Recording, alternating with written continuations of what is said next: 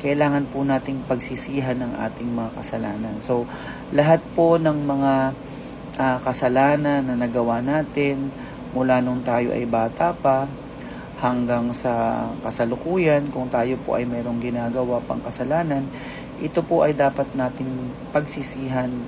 At pag ito po ay ating pinagsisihan, ito po ay hindi na dapat natin pang binabalikan. Kasi parang pag nagsisi ka po tapos binalikan mo ulit or ginawa mo ulit, edi hindi po yung totoong pagsisisi. Kasi po ang pagsisisi po, ibig sabihin it is a change life, a change of direction and a change mind. So hindi mo na po inuulit pa yung mga kasalanan na ginagawa mo.